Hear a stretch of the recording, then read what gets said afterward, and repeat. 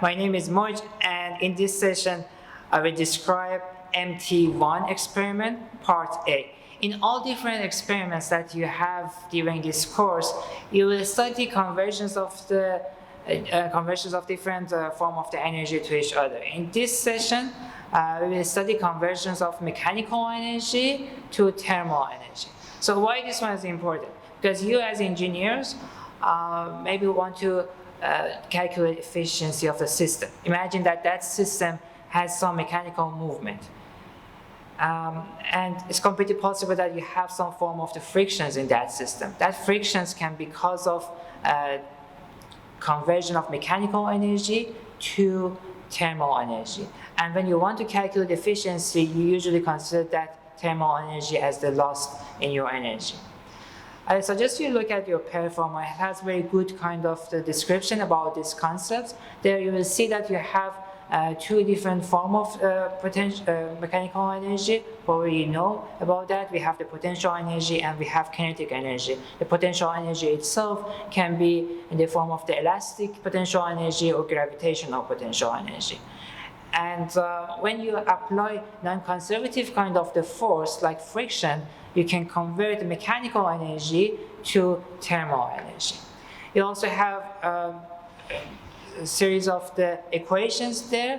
We use those equations to formulating these concepts. And actually, we do the experiments and we use those equations to find some values like the constant, spring constant, or the coefficient of the kinetic frictions. But before going further, I want to introduce the equipments that we need for this experiment. The first thing that we should know, we have this ramp here. And in the end of this ramp, we have the sensor for the motion. You can see that we have two grooves on top of this ramp. We put the wheels of the cars inside these grooves. So we have this red card. We have this block on top of this red card. We can separate it, and this block itself has two sides, the cork side and the felt side. Why we need two different materials? Because we want to find the coefficient of the kinetic friction for two different materials. Another thing that we have in this red card is this plunger. We want to find the spring constant for this plunger. Other thing that we have in this experiment is this blue card.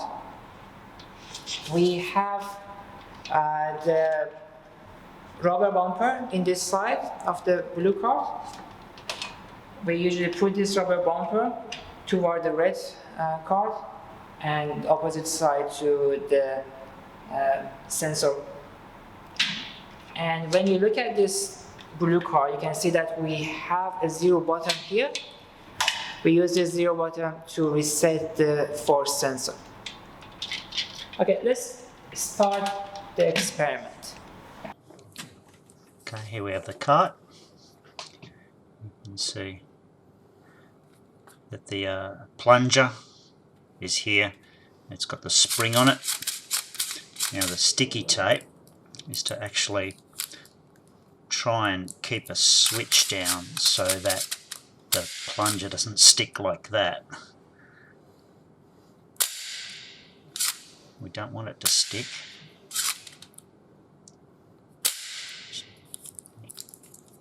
That's better. Okay, you can see it's not catching.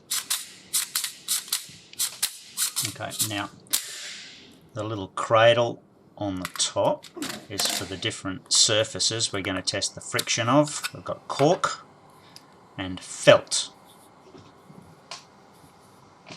This cradle's got a little protrusion there so that it meets up properly with the rubber bumper, which has the force sensor on it when it's all put together properly.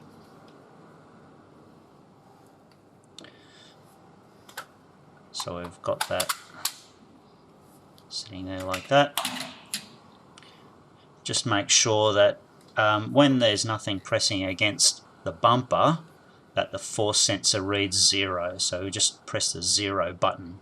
That tells it that there's no force on it.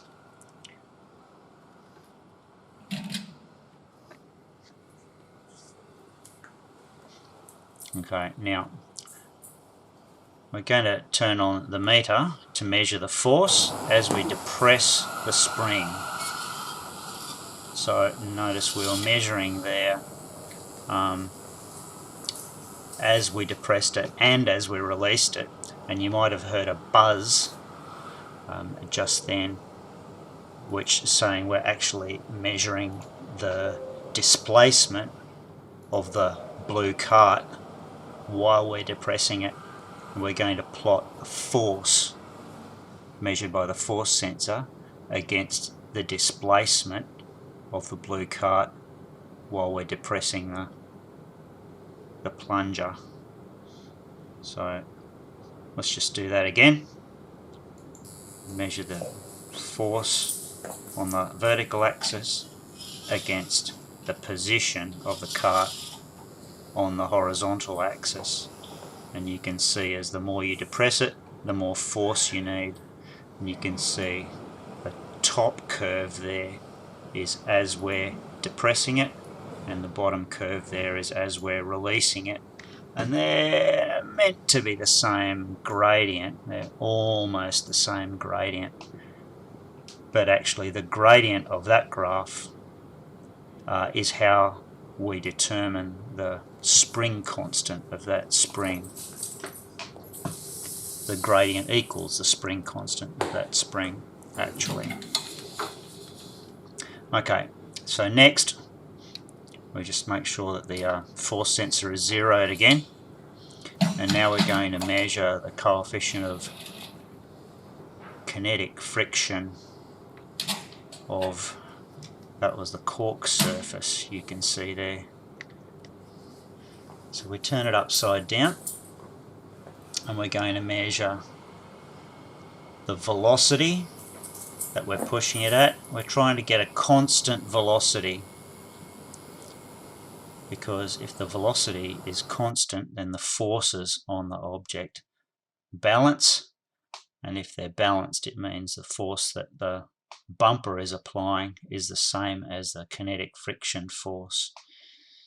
So you'll see the purple curve is the velocity. Is it constant? Yeah, it varies a little bit, but it's not too bad. And the force is the crimson, the redder of those two, and we can get an average force over the time where the velocity is roughly constant.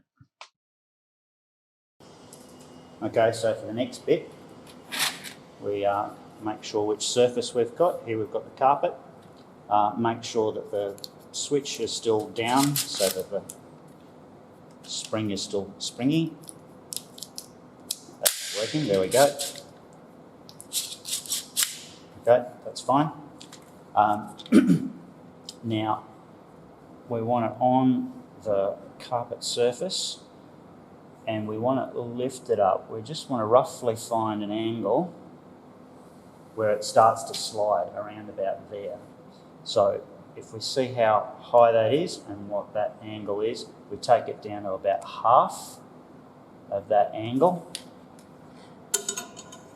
and then support that there, just roughly half of that original height. You can see it doesn't slide of its own accord now, and if we try sliding it down, it will slow down and stop.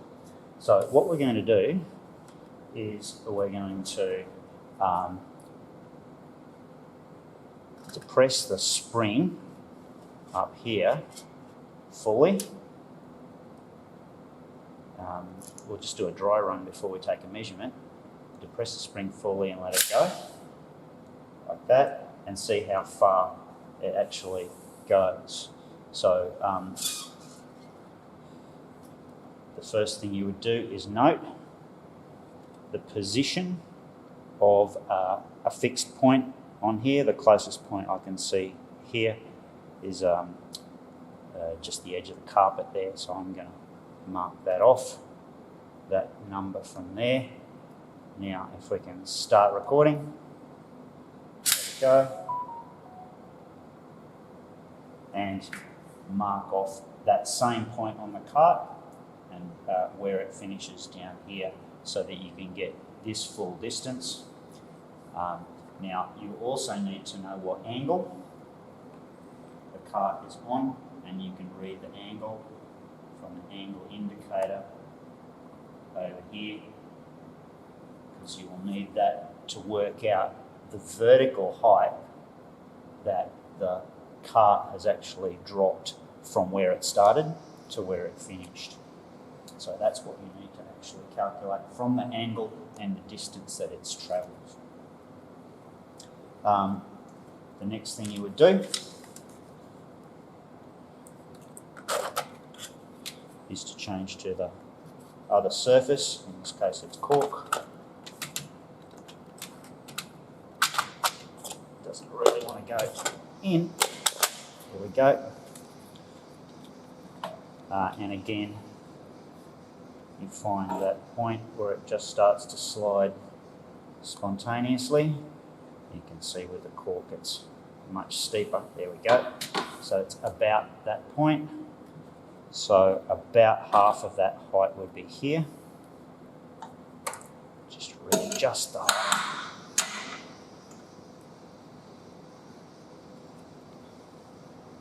And we'd repeat that measurement. Fully depress the spring. Ready to record.